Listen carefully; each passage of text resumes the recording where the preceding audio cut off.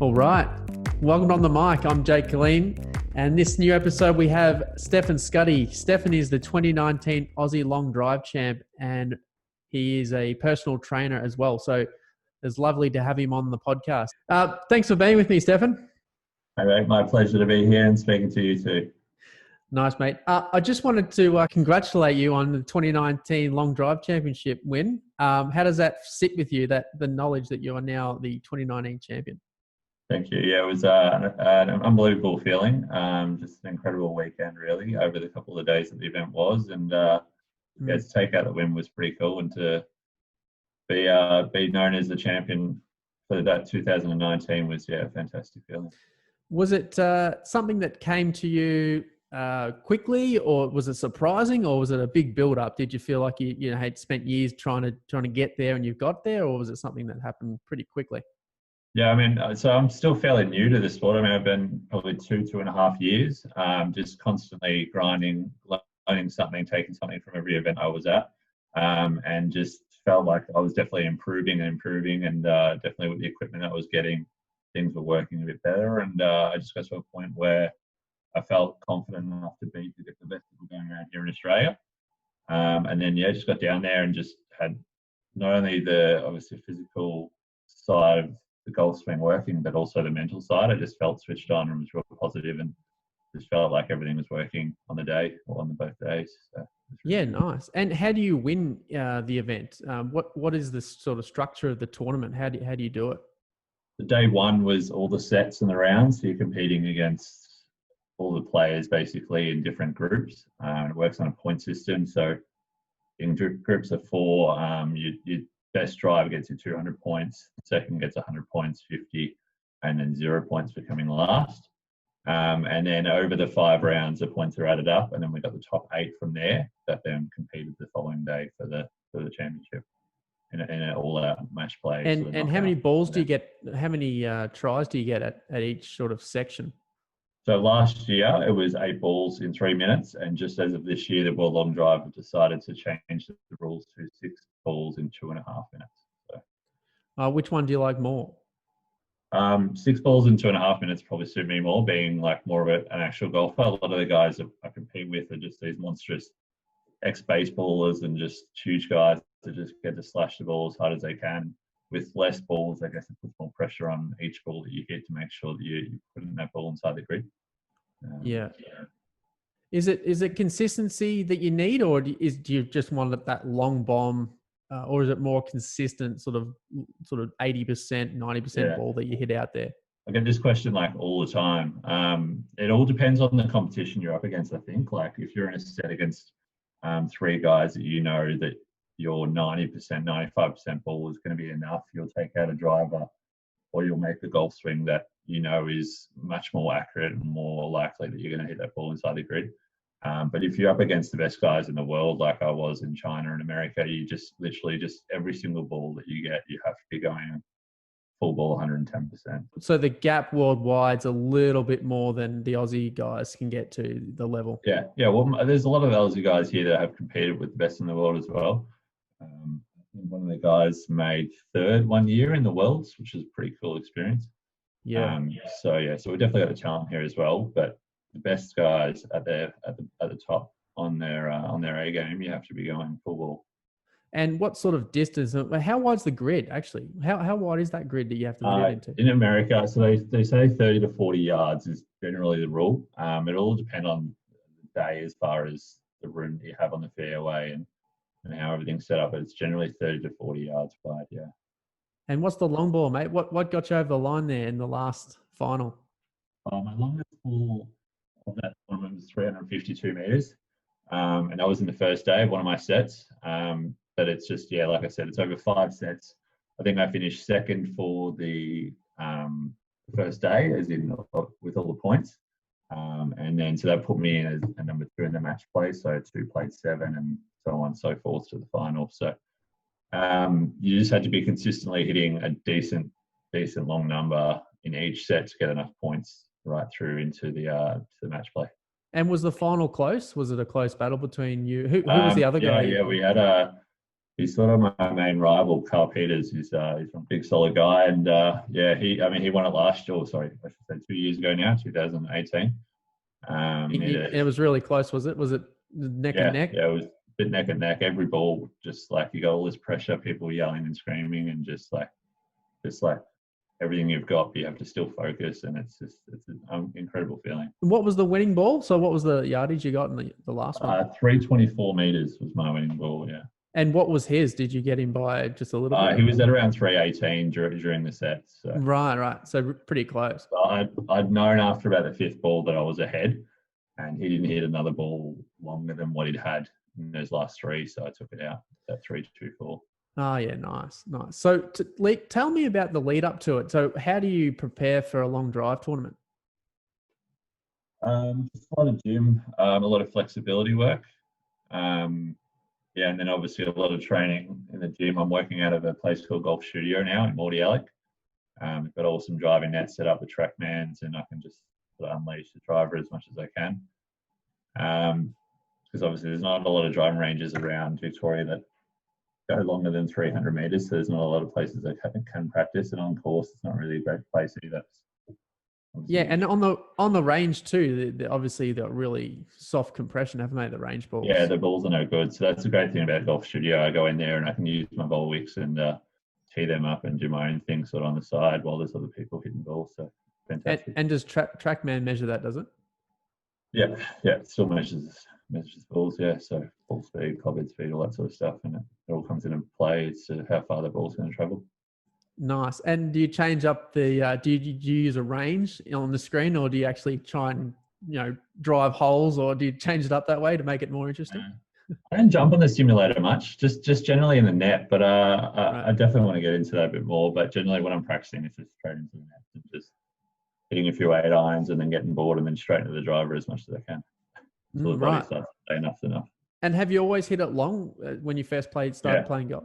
Yeah, I mean, I took golf when I was about 15, 16 years old. I was a basketballer before that. So sort of long limbs, long arms, a lot of flexibility in the body. So that all obviously helps with hitting the ball a lot further. And a good basketballer, by the way. Don't just flick over that. You got to state level, didn't you, in basketball? Yeah. I was looking to go places with basketball, but I've got a little bit of a heart condition which held me back, but it's sort of putting in stand for this. So, so I got into the golf, and as you say, I've always hit it long. So. Yeah, right. So let's touch on the heart condition. So you were playing basketball as a 14, 15-year-old, really tall, young, getting some notoriety. And then how did you find out about that? Yeah, so it's a condition like within the family, so it's hereditary. It's called Marfan syndrome. So my mother's side has it, and it basically does a whole lot of things to the body. The bones sort of overdevelop. You have joint laxity, so it's overmobile joints. Some issues with the eyes and a whole bunch of other stuff. But the main concern is the aorta, the valve, because within the syndrome, your muscular tissue is more elastic. So then the valve in the aorta is a higher risk of rupturing with a heart attack, with obviously having your heart rate and your blood pressure through the roof when you're sprinting around basketball court. So I was on a beta blocker for a long period of time, which obviously kept your heart rate and your blood pressure down.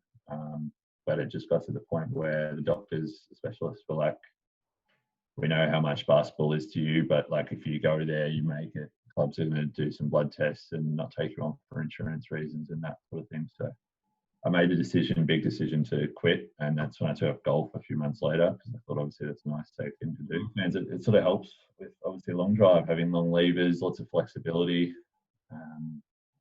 So it's also. How did that make you feel when you had to decide to go from basketball to golf? Were you? Yeah, it was pretty tough. Yeah. Basketball was everything. I was playing every day, morning and night. Mum and Dad driving me all around Victoria, and even in Australia, I was doing a lot of state stuff. So, it was pretty hard to give it all up. Yeah. So you then decided to play golf, joined up at Yarra, and you got yourself down to a handicap of 3, and decided to hit the long bomb. So when did that come about? When did you decide, hey, I'm going to give this a really good shot? Yeah, I mean, so as you said, I joined when I was 15, 16, and I saw Andrew a few times, and Glenn Joyner, another coach you would have known about. and so they had a handicap of 20, got down to 3, and was looking to just do something with actual golf. And I hadn't had ever heard of anything about this long drive stuff. And then started getting lessons, got a bit worse with golf. So I quit golf for a couple of years and came back, had some fun playing pennant for the club. And then we just had a pennant practice one night on Trackman, just off the old first, or the old six, the Yarra, as you know, the new first. We're just having a long drive comp of our own and seeing whose ball speeds and club head speeds would get up nice and high and whose was the highest and fastest. And yeah, mine was just like dramatically longer and faster than sort of everyone else. And Andrew Bertram sort of mentioned this long drive thing. He said you should look into it.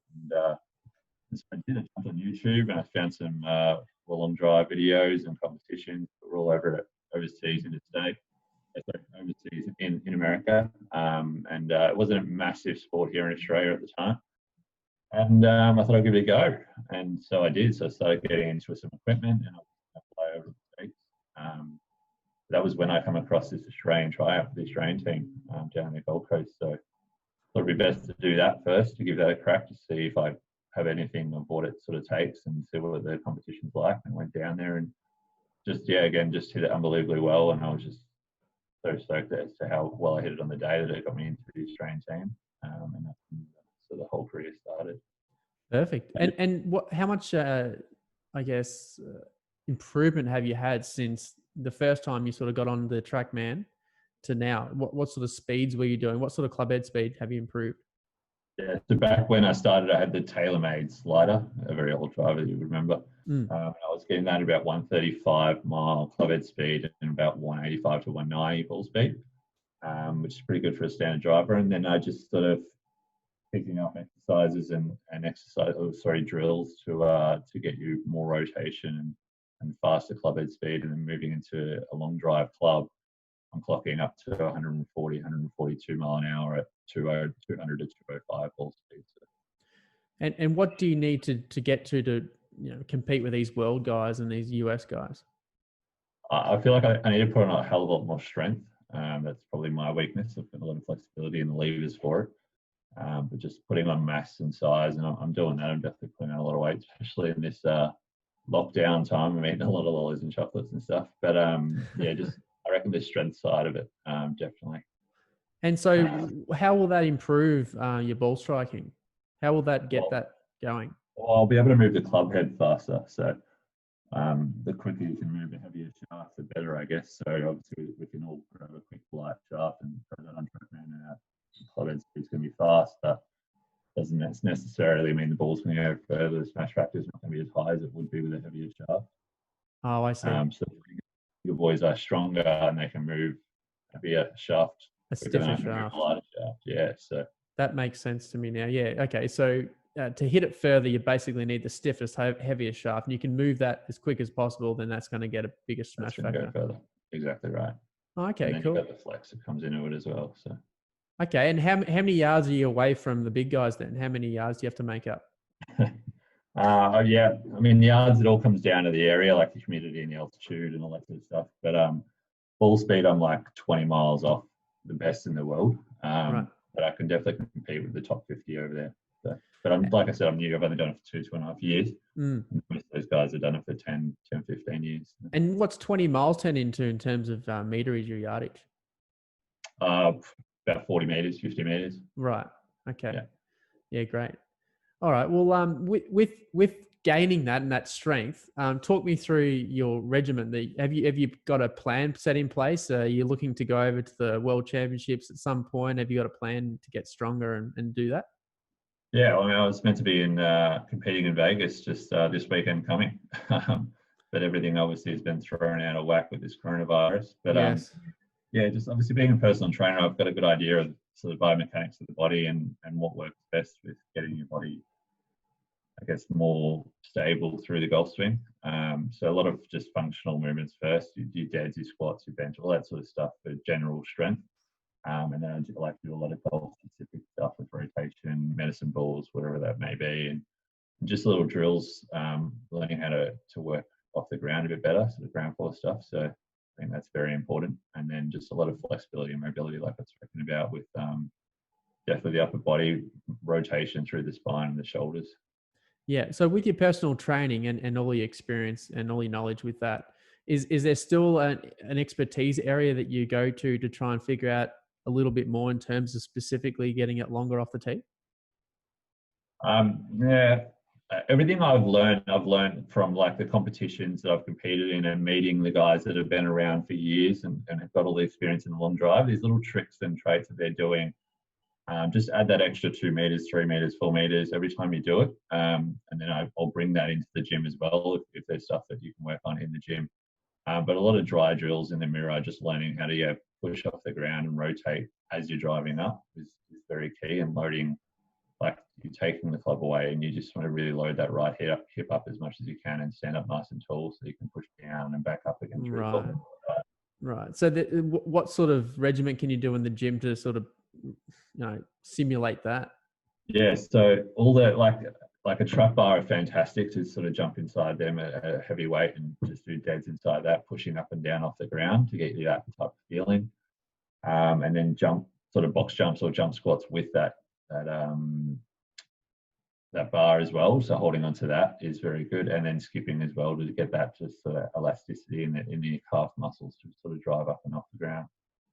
Right. So being in the fitness industry and also obviously a golfer for a long time now, if someone came to you and said, "Hey, I'm a golfer, I want to get longer off the tee," how much is associated, do you think, with the coaching and how much is associated with the fitness? Yeah, well, yeah, I guess first you'd have to look at their golf swing and have a look at how they're moving. And if you feel like their body's just not rotating properly, it'll come into the two factors as to whether they don't know how to rotate or their body's restricting them from rotating. So you sort of jump into that and have a look at that, I guess. But I think it's very important to be taught how to rotate first before you talk about forcing the muscles to make you do it, I guess. So you'd work closely with the golf coach then and Yep. sort of set up a plan for them. Definitely. Yeah. Okay.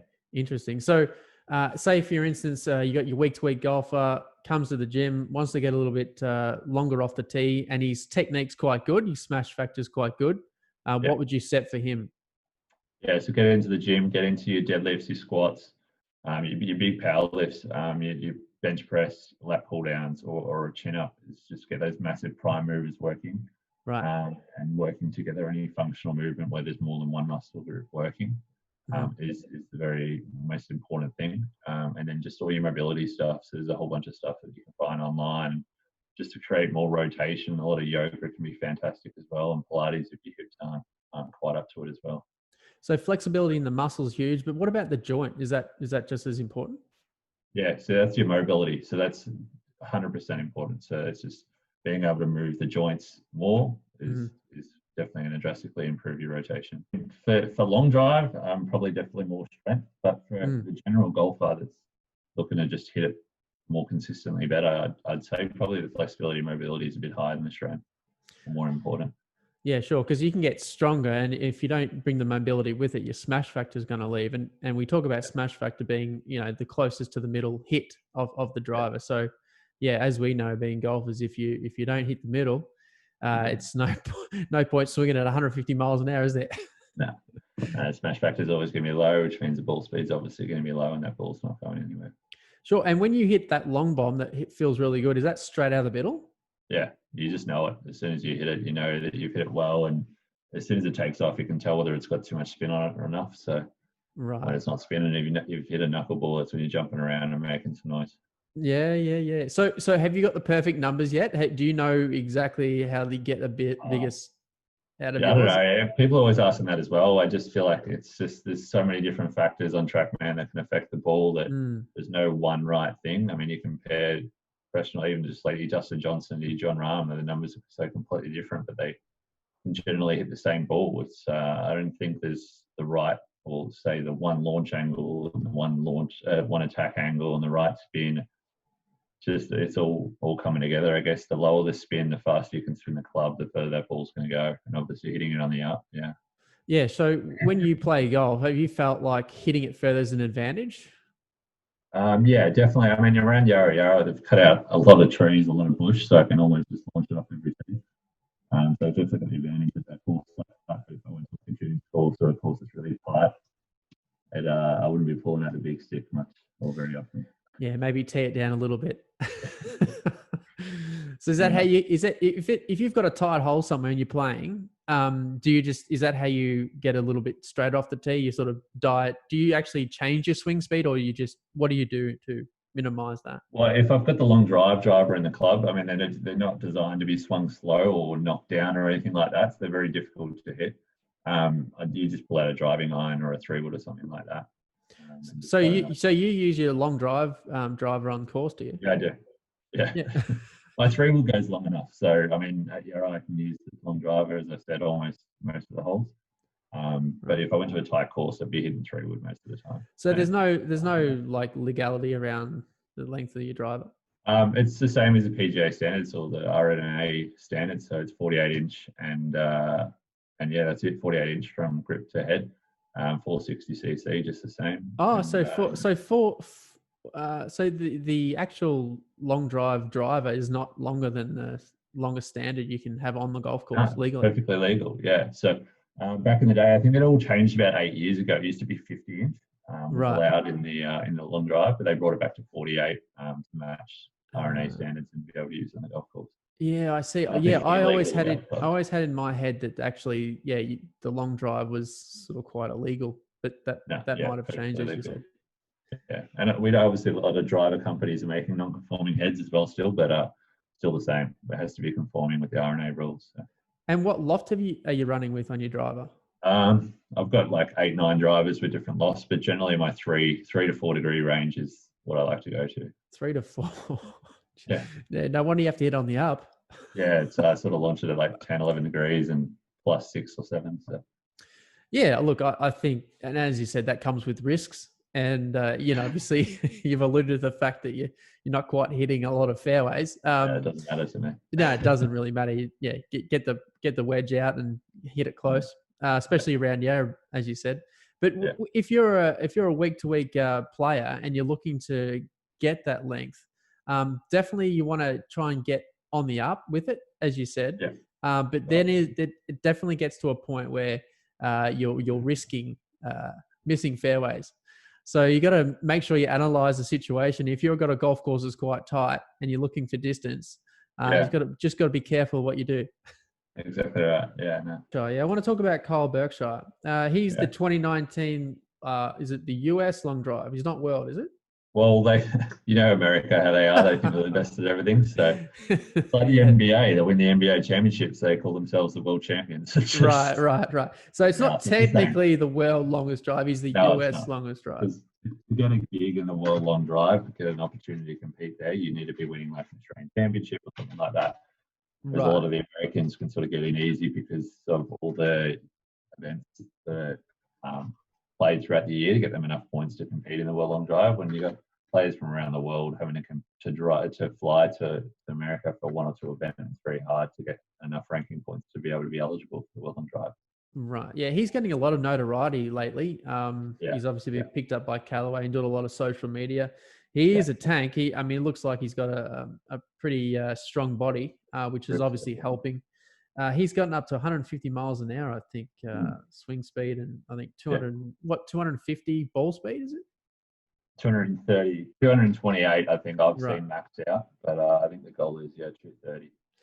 And the spin rate, I think, is about 1,500. So that's obviously the conditions there are alluding to somewhere over 400 yards. So how do you feel about that? I mean, it'd be pretty cool to compete against him. And as you said, you should be in Las Vegas right now competing with him. Would he have been there? Yeah, he would have been there for sure. The way he rotates, I'm sure you've seen his golf swing now, the way he rotates and uses the ground is the major factors for why he can swing the club as fast as he does.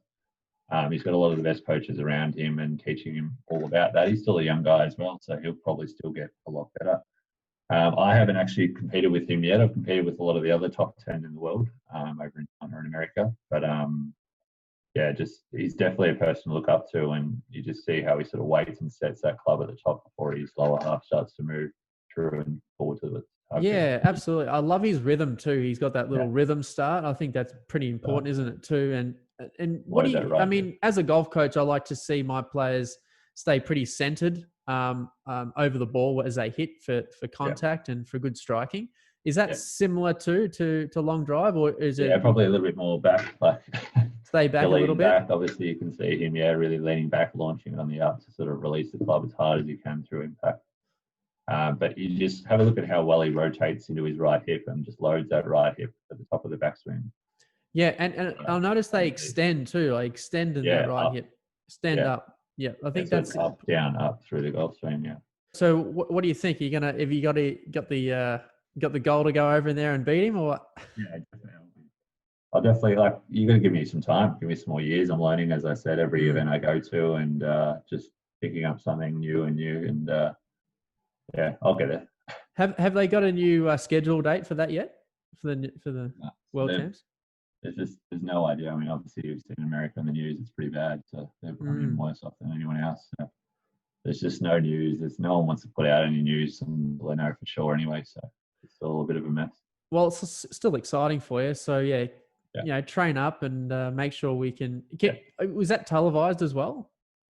Yeah, it's all on the Golf Channel. So this year there was going to be a lot more televised events. It's a shame that didn't go ahead because a lot more people would have learned about the sport, being on obviously the TV a lot more through Foxtel. But it'll all be back next year. And the sport's growing, as you see. More people are hearing about it through Instagram, social media, and stuff like that.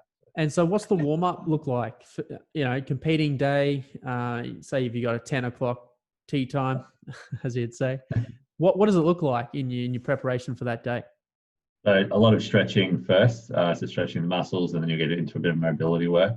And then I always carry my speed sticks with me. I don't know if you've looked into those before. So it's just the sharp with the weights on the end, light, medium, and heavy. And you work with them. I'll work with them just before hitting the tee, so just getting a bit of speed into the body and getting the body warmed up. Because in between sets, you could be up to 10, 15 minutes waiting to hit another 8 ball, so your body can sort of cool down again. So you need to warm up and be ready to then all of a sudden swing at 110% again. So.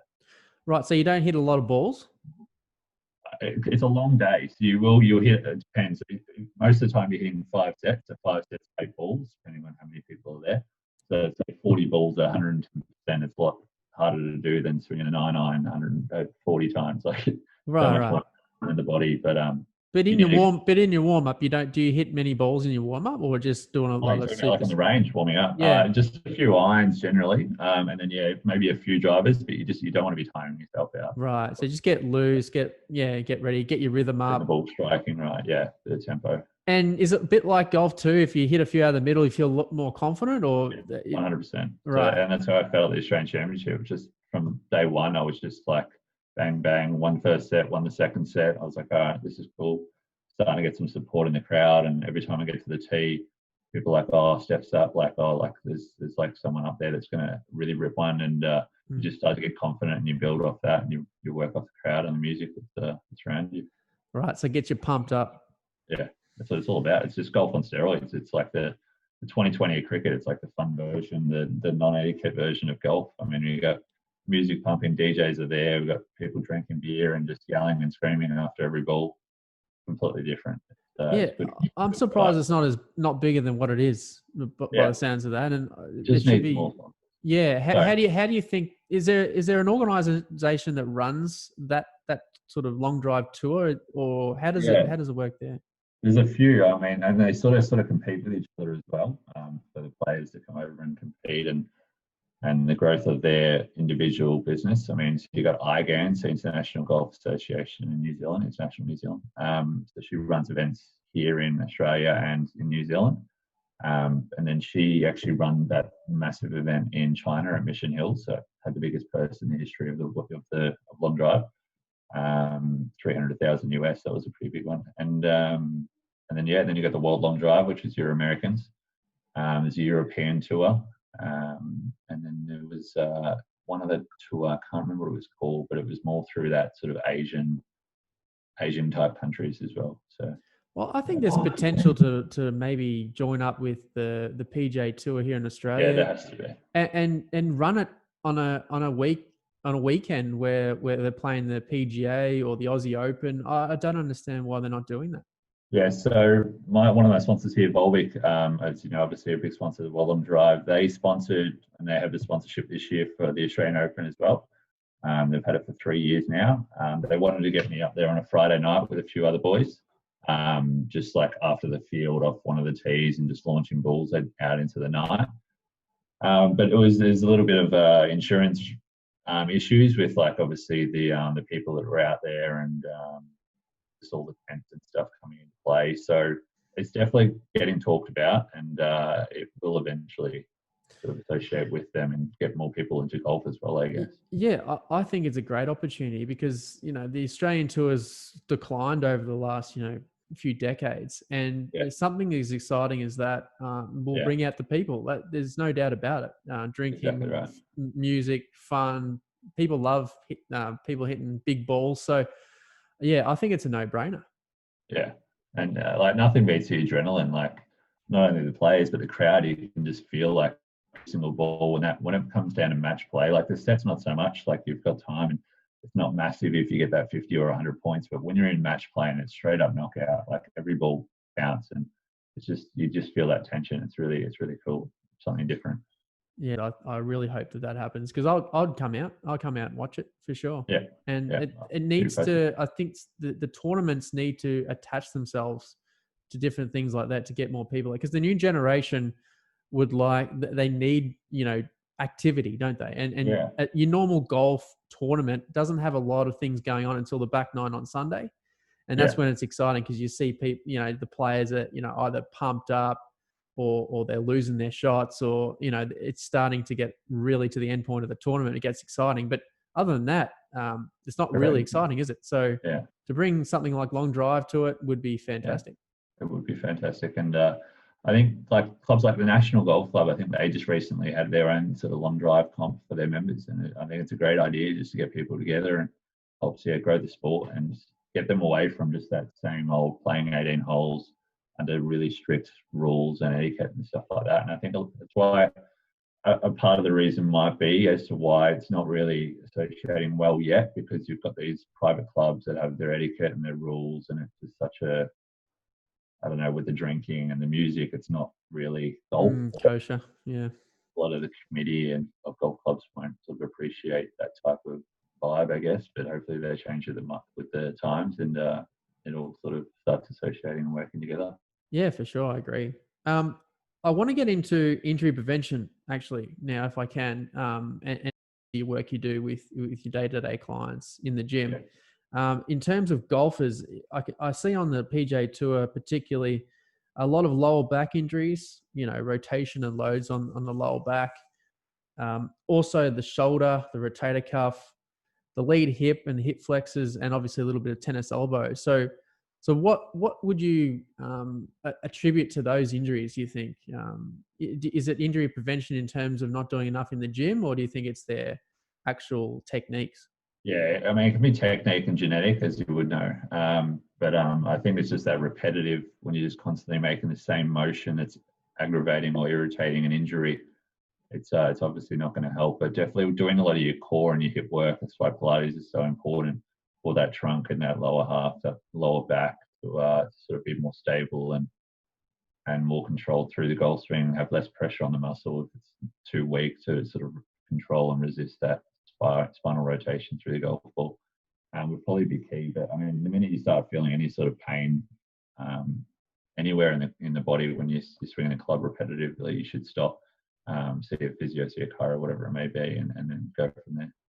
Yeah, because I would say that, if you're feeling something in your lower back, it's usually a compensation, isn't there? Where actually there's something else that's happening that you can't actually feel yet. So I've noticed that too with a lot of players.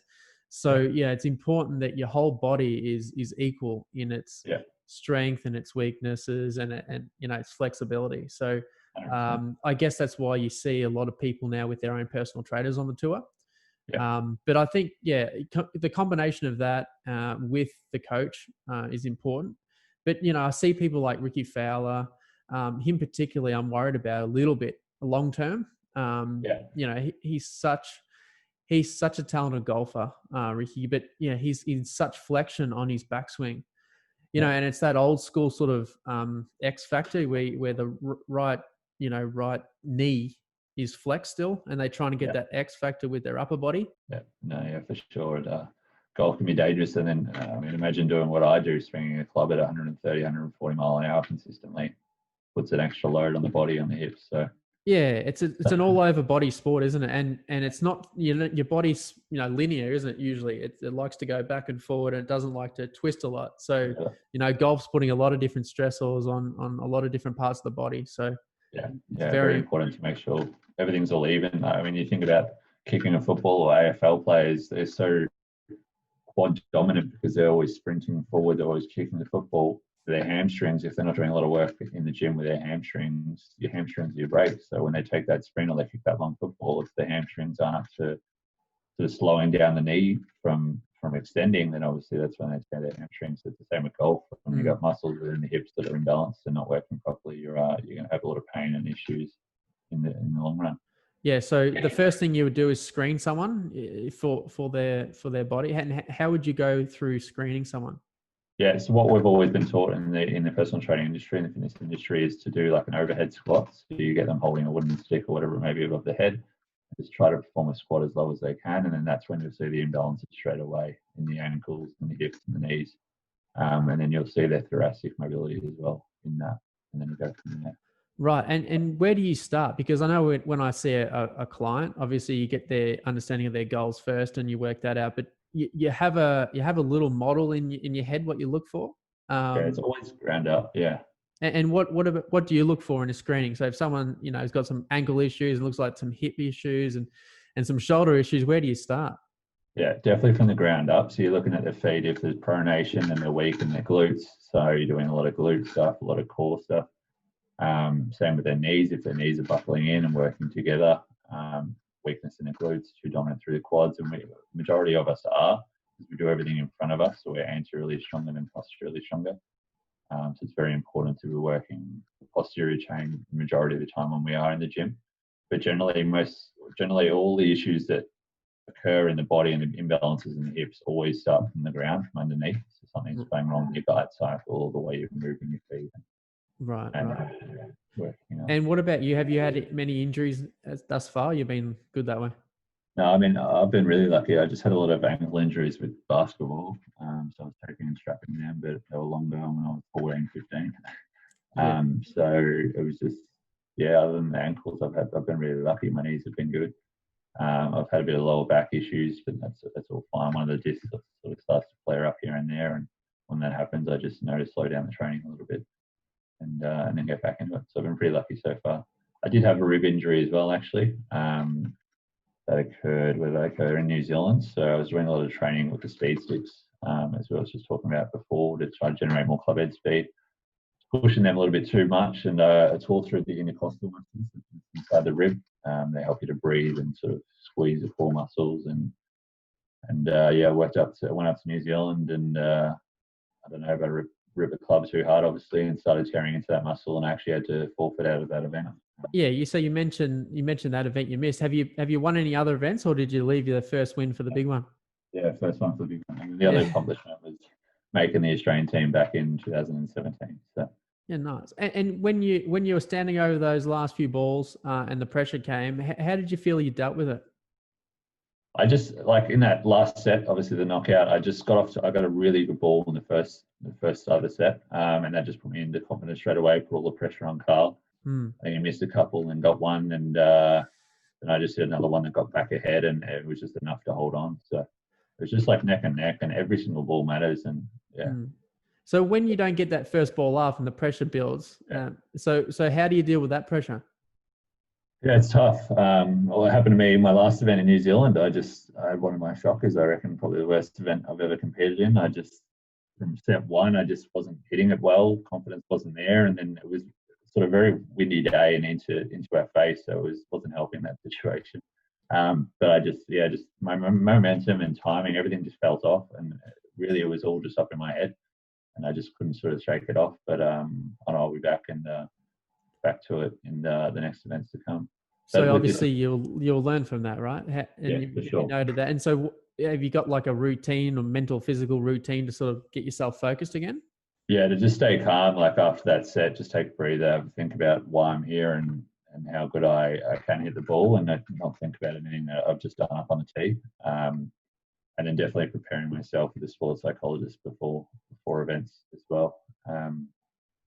So you speak to a psychologist? Yeah, I do. Yeah, she's really good. Yeah, talk us about that. What's the main sort of focus with him or her? Yeah, so just talking about just general confidence, and when you're up on the tee, what are you thinking about? Are you thinking about the result, or are you thinking about the process? Mm-hmm. And then just trying to, as good as the crowd can be, and the fun side of it, you sort of need to shut it out as well, and just focus on what you're doing and what you need to do in your body to generate the most amount of power into that golf ball, and think about the opponent. Like I said, like what I put Carl through with that first ball, all that pressure was on him to then hit a really good ball within his next few balls, as to obviously you're going to run out of balls by the end, and if your confidence is down, you're really going to struggle. So just being able to shut that out and still just focus on your own process is definitely key. Yeah, absolutely. And pressure is huge in sport. You see it all the time when you add pressure to a leader. They come back normally, I reckon 9 times out of 10, they come back to the field because they feel it, and human response. And normally, we don't like to use the word choke, but it's so normal, isn't it? When you see that, it's so regular. So if people like Tiger, and they're sort of great front runners because their mind is so strong when it gets to the pressure. Definitely. And I think you sort of need to be arrogant to an extent to be able to have that confidence, and sort of tell yourself that you can do it. Without overdoing it, but you definitely need to know that you're capable of doing it, and shut out that negative sort of talk or thinks and whatever might come to your mind. Yeah, I know Tiger always mentions that I've done it in practice, so I can do it out here, and that's easy to say. Yeah. I mean, I've done it in practice, but it doesn't seem to work for me. I think he underquotes how much he actually works on his game, and I think the reps are so important with that confidence. Even if you do it once or twice, it's not enough. You got to keep doing it, so that you can do it when it really matters. 100%. And I mean, you've seen all the Michael Jordan episodes coming out on Netflix now. That guy is just like on a whole nother level of confidence, and so competitive. No one was ever going to beat him at anything, and you can't be that nice guy, as he says, at his level, because he just expects the best and of him and of his teammates. Yeah, that's a great doco. I'm enjoying watching it, and it's funny when he tries to fire himself up. He even lies to himself, like someone said something about him, and it just gets him fired up. It's quite interesting, isn't it? Yeah. I mean, to go and start playing baseball and to be able to go to the big league if you wanted to, and then to just come back and walk back and play NBA again for the Chicago Bulls and take out the championship the year later is incredible. Yeah, self-belief, but you got to have the self-belief to start with, but the work ethic, ethic. These, I mean, it's you look at Kobe, him, the LeBron. They've got the work ethic that goes with it, and that just builds on their confidence. But nice. Well, it's nice to hear you work with a psych as well, and to get yourself prepared. Do you do a lot of visualization? I know that helps me. Do you visualize a lot when just before you're hitting that shot? Do you visualize the ball flight, the sound, all that sort of thing? You sort of pick out, obviously you're hitting it so far, you're hitting it 300, 350, 400 meters, depending on the conditions. So you're sort of picking out your point or your landing spot or something to aim at. And then you just visually just trying to launch it at that, and just sort of see the ball flight, try to see that dome type ball flight rather than that balloon type spinny thing that's not really going to compete with anybody. So that helps me to sort of feel like you're sort of getting up on top of the ball and sort of working that sort of top spin type feel as you're coming through the ball. So do you change your routine, do you, when you get on the golf course? Yeah. When you're looking at the target all the time in golf, on the actual golf course, so you're making little practice swings while looking, whereas long drive, it's all in your body in the process of launching, sort of rotating and sort of getting as much movement in the body as you can to put as much energy into the ball. And that landing point isn't anywhere near as, or has to be anywhere near as accurate as it does on the golf course, because obviously you've got bunkers and a whole bunch of stuff that comes into play with how the ball's going to react on the golf course. Yeah, cool. Well, if there was one thing you could say to someone, one tip you can give them for long drive, what would it be? Just one tip. Use the ground. Use the ground. Use the ground. The ground's your friend, and then it's just all in that rotation. The more rotation you get, the more club head speed you're getting. Yeah, nice. So how can we follow you, mate? Do you have a website? Do you have some social medias we can follow your progress? Yeah, just through the Instagram, STEFFAN SCUTTI Long Drive Golf is where you'll find me, mate. All my videos and put up a bunch of stories and stuff like that about what I'm doing and what I'm doing in the golf course as well as the training and stuff like that. So Has this taken a little bit more of your time these days? Have you got a goal to really set yourself to the world champs, and are you going to take it a lot seriously going forward in your career? yeah, no, I'm definitely getting more of a name for myself the more I compete here in Australia. I'm getting into corporate days and charity days. I think we've spoken about before, and just working those days where I'm up on the tee, just sort of launching golf balls out for the guests to go and to play that ball from then on for the rest of the hole. So that helps give me confidence and training as well under sort of pressure conditions because they're expecting 100, 350 meter drive every single time that you stand up there. So that's a bit of pressure as well. But that's all obviously helped me raise money as well to pay for flights and get me around the world to compete with the best players in the world. Yeah. Have you done many of those corporate days? Yeah, I did about 12 last year, towards the end of the year mainly because I missed the start of the year. I was away for most of the time, but the biggest one I did was Premier's Cup, so that was for Daniel Andrews, as we all know about. Yeah. At his time, I was on TV all the time, but I was down at Royal Melbourne and put on a lesson at the driving range first for all the guests, and then he came down, and then I was out on the 18th tee just hitting bombs all day as the groups come through, and took some photos and had a bit of fun, had music going. And yeah, it was a good day. So businesses can contact you through the website. Is that all social media? Which is the best one? Yeah, through the Instagram. Yeah. Yeah, and if you're looking to get fit too, as well, whereabouts are you with your the gym? Yeah, so I'm in One Fitness in Brighton. That's just down in Bay Street. You can contact me through Instagram as well. There, I've got a LinkedIn at my name as well, STEFFAN SCUTTI. And yeah, I'm ready to help and happy to improve. Fantastic, mate. Well, appreciate your time. It was fun reflecting on your win last year. Congratulations, and we look forward to seeing what you do in the upcoming World Championships. Thanks, mate. Appreciate it. Thanks, STEFFAN.